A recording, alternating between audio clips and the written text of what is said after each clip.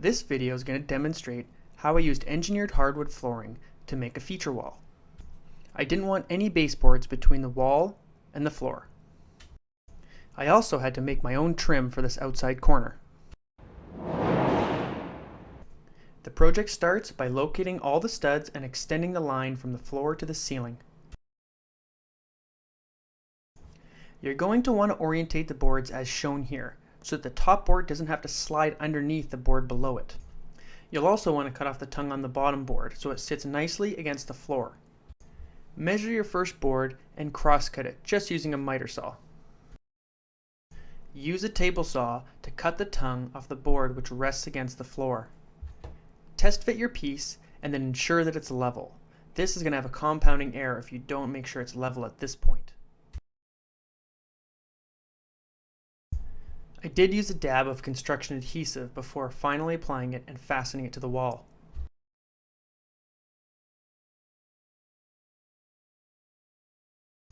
Use a scrap to start at least every other run and then measure the remaining gap to cut your next piece. You can assemble them beforehand and then apply some construction adhesive and fasten that one into place.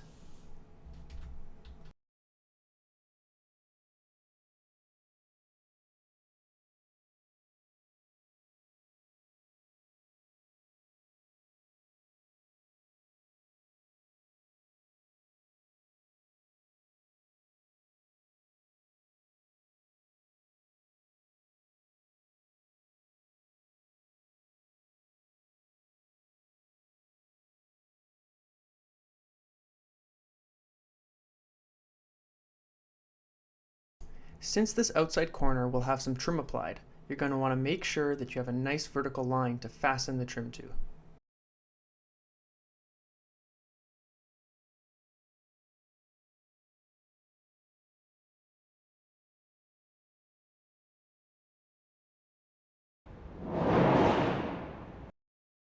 Starting with some rough walnut stock, I use this handy jig as a joiner to square up one side.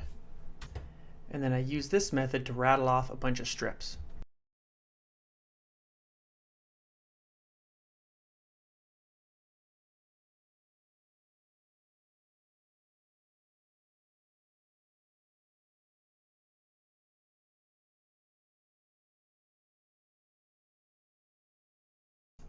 And then plane them down to their final dimensions.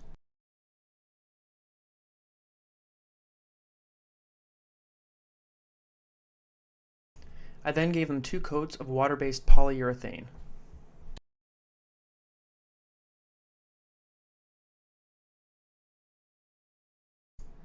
Apply a very light bead of wood glue to the exposed edge of the flooring.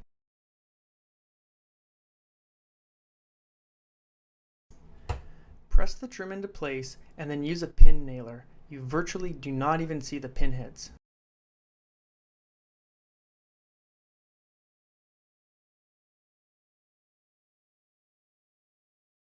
Then you can measure, cut, and install the inside face boards. I used construction adhesive to install a thin 45-degree bevel trim piece I made from the same walnut stock.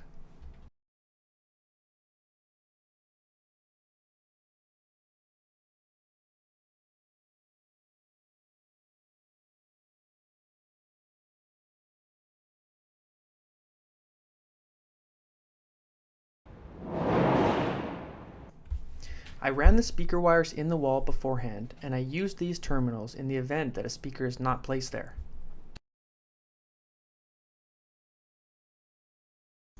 Use a combination square to mark the holes for the terminals. Then drill a pilot hole.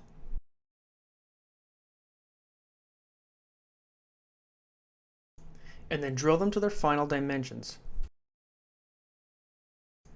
I chose to solder this connection in place because it's very impractical to get to this connection after installation.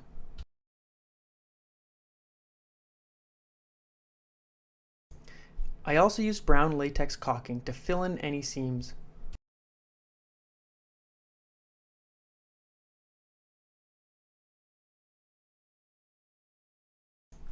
Thanks for checking out this video. Please subscribe to see more videos like this.